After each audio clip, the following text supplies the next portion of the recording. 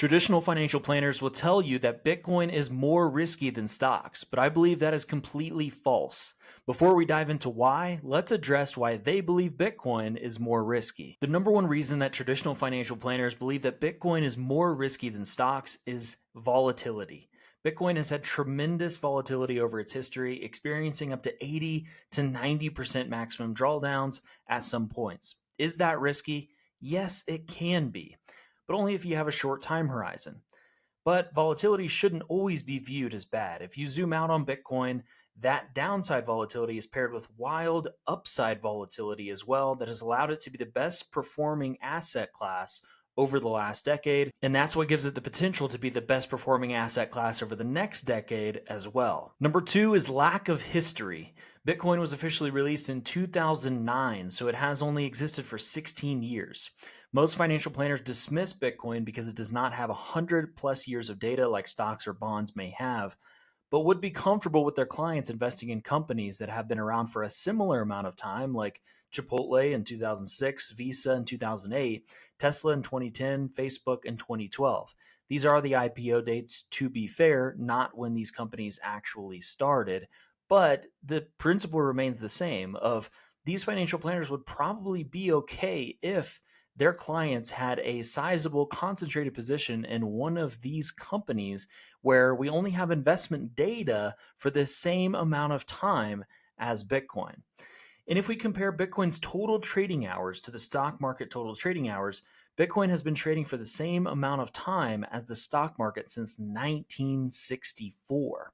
That's because it trades 24/7 and does not close and open like the US stock market does. The third reason traditional financial planners believe that Bitcoin is more risky than stocks is they don't understand it. So they lump it in with all of crypto. When you haven't taken the time to understand our current financial system and Bitcoin, it seems like a passing fad based solely on hype and speculation. That causes financial professionals to lump Bitcoin in with all of crypto, which is mostly a fraudulent scam with no tangible value proposition. Study Bitcoin and you'll see this for yourself. A great resource to study this is whybitcoinonly.com. I've included the link in the description of this video. Now let's transition to why I believe Bitcoin is less risky than stocks by looking at the complete list that FINRA provides for the risks associated with individual stocks. For those who don't know, FINRA is the regulatory agency that regulates investment advisors like myself. So the first risk associated with individual stocks, according to FINRA, is market risk. The value of a stock can decline due to broader market or economic conditions affecting even well-diversified portfolios. For example, during the 2008 financial crisis, most stocks, including strong companies like Apple, saw significant declines. Now, does Bitcoin have market risk? Well, I believe this has been the case historically, where Bitcoin is highly correlated with the stock market or tech stocks, and specifically intends to follow the similar cycles of the stock market. However, this shouldn't be the case in the future, and it seems that this may be changing in real time. And you can see this with this headline from CNBC recently where it says Bitcoin retakes 90,000 as investors see it as an alternative to the diving dollar in turbulent stocks. In a time when we saw significant volatility in stocks due to the tariff policies that Trump has put into place, we also saw Bitcoin show some volatility. However, it seemed to perform quite differently since Liberation Day. And let's take a look at that performance really quick. Now, as you can see here in this chart, since Liberation Day, which was April 2nd, when Trump first announced all of the tariffs that would be put on these other countries, we can see the performance of Bitcoin versus SPY, the S&P 500 ETF. So Bitcoin is up 12.99% over the same time, whereas SPY is down 0.79%. Now, wouldn't you expect in times of such market turmoil that Bitcoin, if it were a riskier asset than stocks, it would be down more than stocks? That's not what we've seen. We've seen Bitcoin actually thrive during this market turmoil, where stocks have not. Now, if we look beyond just the recent performance of Bitcoin, what are the characteristics of Bitcoin that cause me to believe Bitcoin shouldn't decline with stocks during future poor economic conditions? Bitcoin is actually a neutral, decentralized, scarce asset. It's not tied to any one person, country, currency, product, or service. No one central authority controls it, and it has a completely fixed supply, unlike any other asset in existence. So, for example, with this tariff turmoil that we've seen in markets, Bitcoin could actually be a safe haven for these other countries. Whereas before, they could have stored their wealth in US treasuries or US companies, they could actually look to turn to a more neutral asset so that their wealth isn't dependent on the United States when the United States may become adversarial to them through tariffs. And that could be what we're seeing right now, and why Bitcoin is actually up significantly since Liberation Day versus stocks. Now, the second risk mentioned by FINRA is business risk. Corporate decisions such as expanding into new markets or merging with another company can negatively impact a stock's value. So basically, the decisions that the business is making could, impact their value, causing them to significantly decline. Maybe they put out a new product into the market and the consumers don't like it, or they have a lawsuit against their company, or they decide to switch their target market. A good example of this could be Bud Light whenever they decided to use Dylan Mulvaney in their advertising campaign and it completely backfired on them and people stopped buying Bud Light. That's a good example of business risk. It was the decision that they made that really hurt their business and significantly hurt their stock. In my opinion, Bitcoin does not have business risk. It's a decentralized asset. It does not produce products or offer services. It does not apply to a specific market. It's applicable to all humans on the planet because it is a new technology for money that no one person or central authority gets to control or make decisions on. Bitcoin is not dependent on any one person, product, or country. It's not dependent on any market trends or consumer preferences. So, from this perspective, I believe that Bitcoin doesn't have business risk, whereas stocks do have business risk. Now, most people, when they see headlines like this, $330 million in Bitcoin, social engineering theft victim is elderly US citizen. So $330 million worth of Bitcoin was actually stolen from an elderly US citizen, which is absolutely awful. But when people see headlines like this, they think that this is Bitcoin's fault. And this is a business risk, if you will, of Bitcoin. But this doesn't actually change Bitcoin at all. It's like almost if someone were to break into your house and steal something that you had of value, it's not that thing's fault. It's your fault or the person who broke into your house and stole it. Another good example of this is in 2022, we saw this headline: crypto is in chaos as FTX files for bankruptcy. When FTX filed for bankruptcy, we saw a significant decline in the price of Bitcoin. Now, again, is this Bitcoin's fault or is this FTX's fault? It's not Bitcoin's fault. FTX was the one who decided to over leverage themselves and fraudulently move money from client accounts and use it to invest for their own purposes. That is not Bitcoin's fault. That is FTX, who had poor, unethical business practices, and they had to file bankruptcy, and their CEO, Sam Bankman-Fried, went to prison for what he did. Again, that is not an issue with Bitcoin. That is an issue with FTX. So from my perspective, understanding those facts, I don't think Bitcoin has business risk. And therefore, that is one less risk now that Bitcoin doesn't have that stocks do have. Third is volatility risk. Now, we addressed this a little bit earlier, but I'll address it in more detail now. So volatility risk, according to FINRA, is the stock prices can fluctuate significantly, sometimes dramatically, on a daily or long-term basis. A stock's volatility is often measured by its beta, how it moves relative to the market, indicates higher risk if above 1.0, especially for growth stocks. So we all know what volatility is. It is the bumpiness of the ride, if you will, when we're owning an asset. How quickly can it increase or decrease in value? Now, I agree that Bitcoin can be volatile, and that is a risk to people over the short term if they need the money soon. So let's say they need the money for an expense coming up in 6 months. I probably wouldn't put that money in Bitcoin if you absolutely need it. We don't know what could happen over the next 6 months. All right. But if you have a long-term time horizon, at least 4 or 5 or more years, then The volatility risk of Bitcoin is significantly lower. And we can see this if we look at a chart of the 4-year historical moving average of Bitcoin's price. On this chart, you can see Bitcoin's 4-year simple moving average. So, what this chart is showing is the average of Bitcoin's price over the last 4 years, and we're just charting those data points from 2015 all the way to 2025. And as you can see, it's pretty much straight up. So if we have a long-term time horizon, at least 4 years, then that volatility is not much of a risk when we are investing in Bitcoin. Now, volatility can be a risk if you are unable to hold during sharp drawdowns. So that's why it's important to do your own research, really understand Bitcoin, and know that the money that you're putting into Bitcoin is long-term money that you're not going to touch or maybe even look at for at least 4 years or more. So if you're someone that can't handle volatility, then it's important to understand how Bitcoin impacts the volatility of your overall portfolio and allocate appropriately. So if I had to sum up the volatility risk of Bitcoin compared to stocks, yes, Bitcoin can be volatile, and that can be a big risk in the short term. However, that volatility of Bitcoin, it also allows Bitcoin to be the greatest performing asset over the last decade, and it gives it the ability to be the best performing asset over the next decade. Now, the next risk is concentration risk. Finner says investing heavily in a single stock increases the risk of significant losses if that stock underperforms.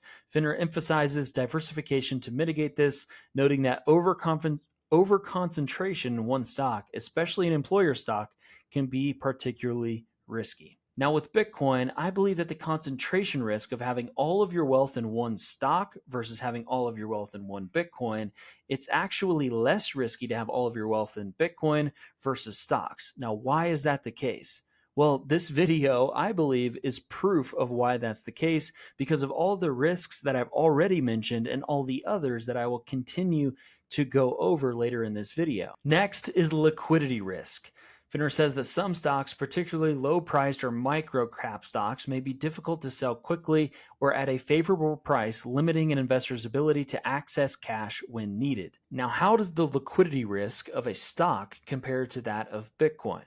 Well, it depends on which stock you look at. Of course, if you look at an Amazon, they have a ton of trading volume versus a micro-cap stock that nobody knows the name of. There may be no volume trading on that stock in some days. So there is very low liquidity in some of these stocks, and that prevents you from being able to sell when you may want to or need to.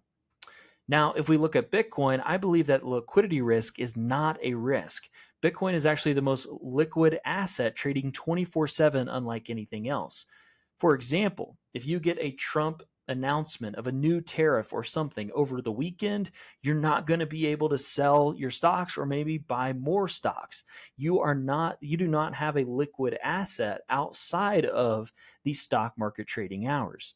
However, with Bitcoin, if that same scenario were to happen and you needed to liquidate your Bitcoin holdings, you could always do so because Bitcoin, again, trades 24/7. It does not close like the stock market. Next is inflation risk. Rising inflation can erode the purchasing power of returns from stocks, especially if the stock's growth doesn't outpace inflation. While stocks can sometimes hedge against inflation, they are not immune. Now, Bitcoin, on the other hand, Bitcoin is immune to inflation because it has a fixed supply.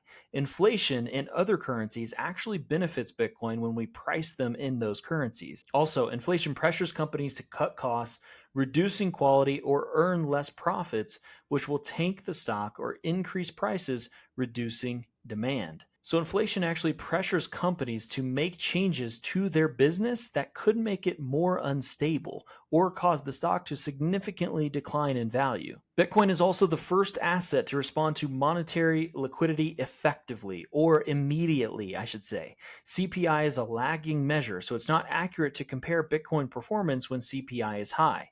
Look at Bitcoin performance when the money is printed, not when the consequences of the money printing show up in the real world. So some people, they'll look at Bitcoin's price and how it performs while CPI is high, and they'll be like, well, Bitcoin is not a very good hedge to inflation. Now, is Bitcoin a hedge to inflation? That's a conversation for a different day. But you have to look at when was the money printed and how did Bitcoin actually perform immediately at that point. Last point I'll make on this is ultimately total return is the ultimate inflation protection. If you want to protect your purchasing power, you want your assets to grow in value significantly. You want to own the asset that will go up the most over time. And if you look at the total returns of Bitcoin compared to any other asset class, Bitcoin has protected you from inflation better than anything else over the last decade. Now on to interest rate risk. Rising interest rates can increase borrowing costs for companies, potentially reducing their profitability and therefore their stock value. This is particularly relevant for companies reliant on financing. Now, does Bitcoin have interest rate risk? I don't believe that interest rate risk necessarily applies to Bitcoin. There is no central authority setting rates like there is with the US dollar. The only argument that could be made is if fiat rates are high and the money supply is contracting, that it could slow adoption of Bitcoin. So if there's not consistent quick increase in the money supply of the US dollar or other currencies worldwide, then it's less likely for the Bitcoin price to increase in value as rapidly. So that could slow Bitcoin adoption because often the price going up is the best recruitment tool for new owners of Bitcoin. So, however, once Bitcoin is understood by market participants, they will see the benefits of Bitcoin regardless of what's happening with the US dollar or other currencies. So, even if the US were to responsibly manage the money supply of the US dollar and countries also worldwide were able to do that, I believe that if you study Bitcoin, you'll come to understand that Bitcoin is valuable regardless of if fiat money inflates into non existence. Next is permanent decline or bankruptcy risk. An individual stock may enter a state of permanent decline or the company may go bankrupt, potentially wiping out the investment. This risk is higher with individual stocks compared to diversified portfolios. Now, Bitcoin, this does apply to Bitcoin. Bitcoin could permanently decline or go completely bankrupt, if you will, even though it's not a company actually filing for bankruptcy. But Bitcoin could go to zero. I believe that if it were to become centralized or unsecure in some way, we can talk about those risks in another video, but it could go to zero in one of those scenarios. However, it is very unlikely that that will happen at this point. I believe that it's more likely for a company to go to zero than it is for Bitcoin at this point. And there's many reasons why we could dive into that further, but that is my opinion at this point in Bitcoin's life cycle. I think this is a good chart also just to help you give you an idea for how big Bitcoin is as a global asset. So Bitcoin is now a top 5 global asset. I think this chart may be a little bit outdated. It's from River and they published this, if I'm correct, back in January. But as you can see here, gold is a $22 trillion asset.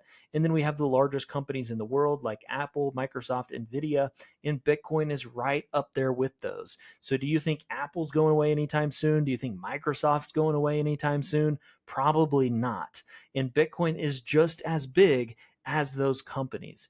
Now, is that a good argument or maybe a complete argument for why Bitcoin is less likely to go to zero than one of these companies? It's not. But I think that gives you a good idea of how big Bitcoin actually is at this point and how hard it would be for it to go to zero. Now, fraud and manipulation risk. Stocks, especially small or micro cap stocks, can be subject to schemes like pump and dump where false or misleading information manipulates price. Social media or online forums may lack disclosures about conflicts of interest, increasing this risk. Now, if you were to ask me about crypto separately from Bitcoin, the rest of crypto, there is a ton of fraud and manipulation risk. But Bitcoin is different than crypto. And once you come to understand Bitcoin, you can see those differences completely.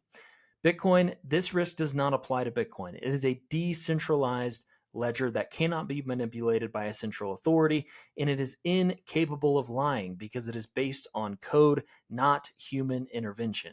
So that company, any of the companies that we are invested in, they could commit fraud. They could do something illegal that could cause their stock to completely collapse or at least significantly decline. But that is not the case with Bitcoin.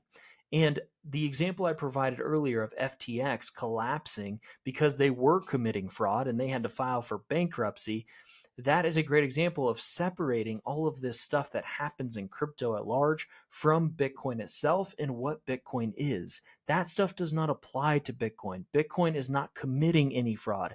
It is not committing any manipulation. It cannot do anything on its own like that. Sector or industry risk. Economic or business environment changes can affect an entire industry, impacting all the stocks within it. For example, high gas prices might reduce profits for transportation companies, lowering their stock prices. Now, does this apply to Bitcoin? In my opinion, it does not. Bitcoin is an alternative monetary network. Bitcoin is simply a protocol for money, like TCP is a protocol for the internet. So, anyone in the world can participate in Bitcoin. Every human on earth is affected by money and therefore in the target market for Bitcoin. Bitcoin does not have sector or industry risk. It is simply a monetary protocol. Last, we have regulatory risks. Tariffs, tax law changes, industry regulation changes, etc. All of these things can affect the stocks that we are investing in. And this could be a risk to Bitcoin if there was a worldwide coordinated effort to regulatorily choke Bitcoin, then that could happen. However, I believe that's very unlikely to happen at this point in Bitcoin's adoption. So this risk is applicable to Bitcoin. However, countries have tried to stop Bitcoin and nothing has worked. Now governments around the world are openly holding or buying more Bitcoin. Due to the game theory applicable to a fixed supply asset, it is unlikely we would see a worldwide coordinated effort to effectively regulatorily choke Bitcoin. In the early days, it would have been easily possible, but in my opinion, Bitcoin has reached critical mass. We even saw China try to ban Bitcoin mining back in 2021. And as you can see here, in May of 2021, China announced its ban on Bitcoin mining, trying to stop Bitcoin. And we did get a sharp decline in the price of Bitcoin over that point. However, Bitcoin found a stable place and even recovered to achieve a new all-time high within the same year. So even though nation states may try to attack Bitcoin or ban Bitcoin mining, it has been unsuccessful to this point, and it will continue to be unsuccessful unless there is a worldwide coordinated effort to do so. And I will admit that the previous administration was more anti-Bitcoin, and I believe this was a higher risk to Bitcoin during that time. However, during the Trump administration, we've even got announcements like this one. You can see this tweet here from the White House on March 8th, 2025, where they're saying America will be the Bitcoin superpower of the world. The golden age of America has begun, and this is the executive order establishing the strategic Bitcoin reserve in the United States digital asset stockpile. One thing I'll point out here is you can see that the White House even is separating Bitcoin from digital assets, Bitcoin from crypto. But the point of this is we're seeing such positive Bitcoin news come out of this administration in the United States that it's very unlikely that the regulatory risk to Bitcoin is one that we have to be worried about, at least at this point in Bitcoin's time. And as you can see here, there is a race to see who will establish the first strategic Bitcoin reserve among the states. There are tons of Bitcoin related legislation going through these various states right now, and this is a great website to track what's going on. It's bitcoinlaws.io, and this is specifically the reserve race. It looks like New Hampshire has already enacted a strategic Bitcoin reserve. I believe this happened just within the last 2 days. And we also have all of these other states with Bitcoin legislation going through the processes right now as we speak. So if Bitcoin has positive legislation going through all these states, we see positive news coming out of the White House, and we see positive Bitcoin news among other countries worldwide. It's highly unlikely that they are going to coordinate an attack on Bitcoin, at least at this point in time. And that makes the regulatory risk to Bitcoin at this point very low, in my opinion.